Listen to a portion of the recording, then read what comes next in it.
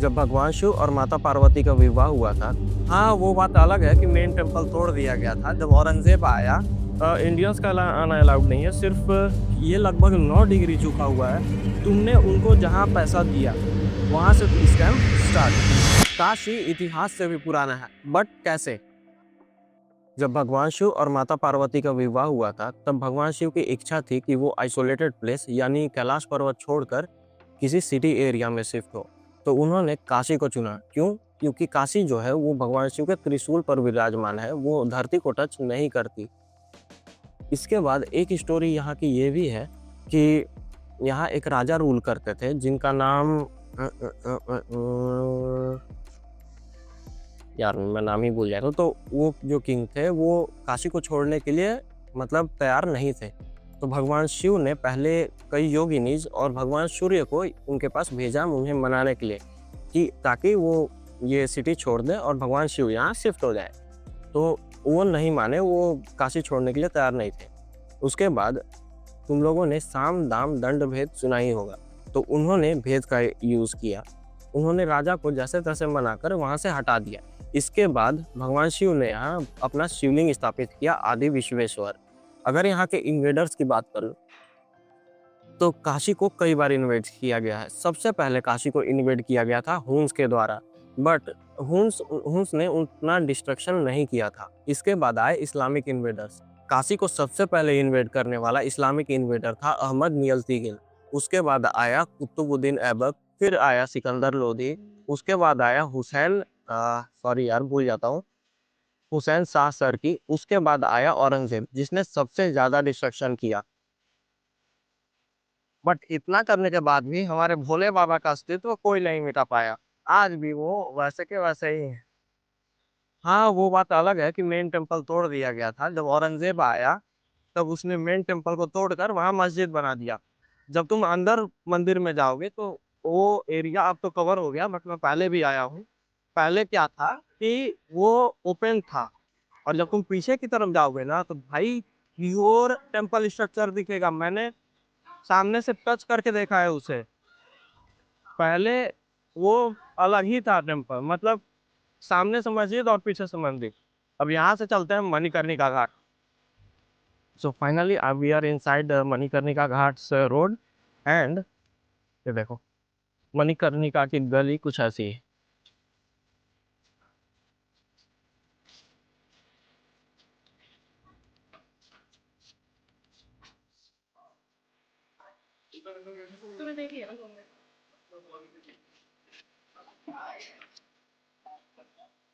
मणिकर्णिका घाट में जब ऊपर आओगे तो मैंने अभी देखा कि यहाँ पे इंडियंस का आना अलाउड नहीं है, सिर्फ इस ये जो प्लेस है ऊपर साइड में है, ठीक है, यहाँ पे इंडियंस को अलाउड नहीं कर रहे हैं, सिर्फ फॉरेनर्स आ सकते हैं। और देखो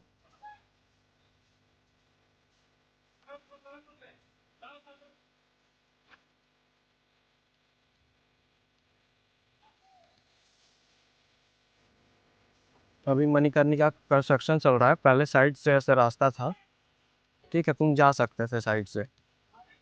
एंड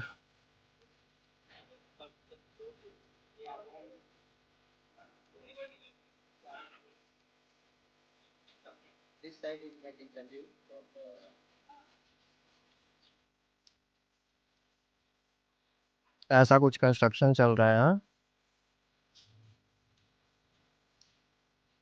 अभी हम लोगों को चल रहा है, यहाँ से वो टेम्पल नहीं दिखेगा जो थोड़ा हल्का टिल्ट है। एंड चलते हैं उधर ही। जब मणिकर्णिका घाट से थोड़ा सा आगे आओगे तो तुम्हें ये दिखेगा रत्नेश्वर मंदिर। ये लगभग 9 डिग्री झुका हुआ है और इस मंदिर का के कई नाम है, जैसे मात्र ऋण मंदिर, रत्नेश्वर मंदिर, काशी करवट, बट मंदिर एक ही है। और कई लोगों को मानना है कि इसमें पूजा पाठ नहीं होती, बट अगर ध्यान से देखोगे तो तुम्हें दिखेगा कि इसके अंदर शायद पूजा पाठ हुआ है। और अगर इसकी स्टोरी की बात करूँ तो कई डिफरेंट स्टोरीज हैं, जिसमें से एक है, एक क्या बोलते हैं, सर्वेंट हुआ करती थी, उसने अपनी माँ के लिए ये मंदिर बनवाया। तो जब उसने ये मंदिर बनवाया मतलब उसे ये घमंड हो गया कि मैंने अपनी माँ के दूध का खर्च उतार दिया है, जिसके तुरंत बाद ये मंदिर लगभग 9 डिग्री झुक गया। तुम्हें दिख रहा होगा कि ये मंदिर झुका हुआ है, और ये पूरे वर्ल्ड में इकलौता ऐसा मंदिर है जो 9 डिग्री झुका हुआ है। मतलब इकलौता ऐसा मॉन्यूमेंट है, मतलब इकलौता ऐसा मॉन्यूमेंट है जो इतना ज़्यादा झुका हुआ है। सेकंड, अभी मेरे साथ एक स्कैम क्या हुआ, ये चीज़ याद रखना, क्योंकि तुम बनारस आओ ना तो इस चीज़ में बहुत गंदा फंसोगे। मेरे पास मैं पीछे फ़ोटो खींच रहा था, उधर आगे साइड गया था, तो मेरे पास एक बाबा आए, ठीक है। वो मैं अभी पीछे घूम रहा था, तो मेरे पास एक बाबा आए, वो अघोरी जो होते हैं वैसा लुक लेके। वो तुम्हारे साथ क्या करेंगे, पहले तुमसे एक 2 रुपये मांगेंगे, ठीक। तुमने उनको जहाँ पैसा दिया वहाँ से तो स्कैम स्टार्ट। तो वो पहले तुम अपने कमंडल में से फूल निकालेंगे और तुम्हें एज अ प्रसाद देने लगेंगे, ठीक है। तुम्हें बोलेंगे कि मुट्ठी बंद करो, ठीक है। जैसे ही देंगे वो बोलेंगे कि मुट्ठी बंद कर रहो। तुम जैसे मुट्ठी बंद कर रहोगे तुम्हारे हाथ में आ जाएगा रुद्राक्ष, ठीक है। रुद्राक्ष लेने के बाद तो वो तुमसे बोलेंगे कि देखो भोले बाबा तुम्हें आशीर्वाद दिए हैं, बाबा का एक मदद करोगे, बाबा का एक काम करोगे। और अगर तुमने हाँ कह दिया तो तुम्हारा जेब खाली होने वाला नहीं है आज। नहीं नहीं नहीं नहीं नहीं, वहाँ से तुम्हारे साथ स्कैम स्टार्ट हो जाएगा। वो क्या बोलेंगे कि मेरे 5 शिष्य हैं, ठीक, 5 शिष्य और साथी हैं, वो मणिकर्णिका घाट पे बैठे हैं और ट्रैक्टर भी रहता है, वो सब भूखे हैं, उन्हें खाना खाने के लिए तुम पैसे दे दो। अब भाई पैसे दे दो, अगर तुम बोलोगे भी ना कि मैं खाने के लिए कुछ लेके दे रहा हूँ, नहीं भाई मुझे पैसा चाहिए। और अगर तुम मतलब ऐसा जिद करेंगे ना तुम्हारे ऊपर, अगर तुम सीधे साधे हो तो तुम लूट जाओगे भाई, सीरियसली। 5 लोगों के खाने के लिए पैसे दो। मैंने बोला मेरे पास कैश नहीं है, ठीक है। बोलता है फोन पे कर दो। मेरे साथ फिर उधर जो 2 लोग आए, वो उन लोगों ने उसे भगाया, बोला कि नहीं नहीं आगे बढ़ो आगे बढ़ी। है ही ऐसा ऐसा ऐसा तो लोग हैं, मतलब सनातन धर्म को बर्बाद करने में सभी लगे हुए हैं। अब वो कौन था पता नहीं, बट इस स्कैम से बिल्कुल भी दूर रहना।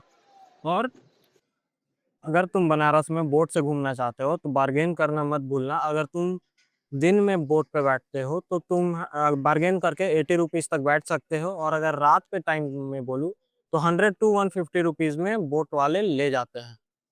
और ऐसा चूज़ करना जिसमें वो पूरा घुमाए भी, क्योंकि हर एक बोट वाले पूरा नहीं घुमाते। इसलिए सबसे पहले पूछ लेना कि कितना, कहाँ तक घुमाओगे, मतलब कौन कौन से घाट तक, ओके। और अगर यहाँ से देखो पीछे गंगा द्वार दिख रहा है, अगर तुम गंगा द्वार से निकलकर राइट की तरफ जाओगे तो तुम काशी कॉरिडोर से आगे आओगे तो वो देखो वहाँ सामने है काशी कॉरिडोर तुम्हारा, गंगा द्वार। और वहां से जब आगे आओगे तब यहाँ पे तुम्हें दिखेगा राजेंद्र प्रसाद घाट। उससे थोड़ा सा आगे आओगे तो यहाँ पे तुम्हारा है दशाश्वमेध घाट।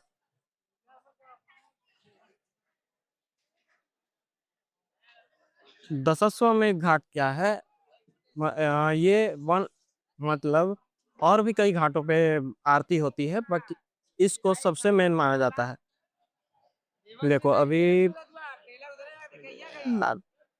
अभी यहाँ पे तुम्हारा तैयारी हो रही है। हाँ, थक गया हूँ यार। अभी यहाँ पे तैयारी हो रही है मतलब आरती की। ओके, आरती के टाइम में यहाँ इतना भीड़ हो जाएगा कि तुम्हें समझ नहीं आएगा कि क्या करें। या तो फिर तो 3 घंटा पहले बैठो, या तो फिर तुम्हारे पास 3 ऑप्शन है, ओके। तुम 2-3 घंटा पहले आके धूप में यहाँ बैठ जाओ सीढ़ी पर, या तो फिर मत, हाँ, 1 सेकंड रुको। अगर तुम्हें सबसे पहले आरती देखे अगर तुम्हें सबसे पहले गंगा आरती देखनी है, मतलब सबसे पास से और अच्छे से, तो तुम 2-3 घंटा पहले आकर के यहाँ सीढ़ियों पर बैठ सकते हैं, ठीक है। सामने जो सीढ़ियाँ दिख रही है, या तो फिर तुम सेकंड चॉइस चूज कर सकते हो, जिस जगह पे मैं अभी खड़ा हूँ, राजेंद्र प्रसाद घाट के इस रेलिंग के पास आकर के 1 से 1.5 घंटे पहले खड़ा हो सकते हैं। या तो फिर तुम्हारे पास थर्ड ऑप्शन ये है कि अदर घाट्स पे जा कर के, और भी कई घाटों पे गंगा आरती होती है, तो वो भी तुम देख सकते हो। अगर फ़र्क की बात करूँ तो तीनों में कोई फ़र्क नहीं है, तीनों आरती सेम होती है, बस यहाँ पे क्या है, यहाँ पे थोड़ा-सा सजावट ज़्यादा बेटर तुम्हें दिखेगा और यहाँ पे भीड़ ज़्यादा दिखेगी क्योंकि ये मेन घाट है, स्टार्टिंग से यहीं आरती हो रही है। ओके, तो डिपेंड करता है तुम्हारे ऊपर, अगर तुम आरती देखने आ रहे हो, तो तुम किसी भी घाट पे देख सकते हो और तुम्हें अगर यहीं सिर्फ देखना है, तो यहाँ पे बैठ के देख सकते हो। और ये व्लॉग को यहीं एंड करते हैं, चलते हैं, मतलब नेक्स्ट व्लॉग में मिलते हैं यार, पूरा हालत खराब हो गया है मेरा। बनारस में पैदल चल-चल के ना, और इतना भीड़ है कि स्कूटी तक में मेरा वाट लगा पड़ा है। तो व्लॉग को यहीं एंड करते हैं। अगर चैनल को सब्सक्राइब नहीं किए हो तो चैनल सब्सक्राइब कर लो और इस साइट को फॉलो करना मत भूलना।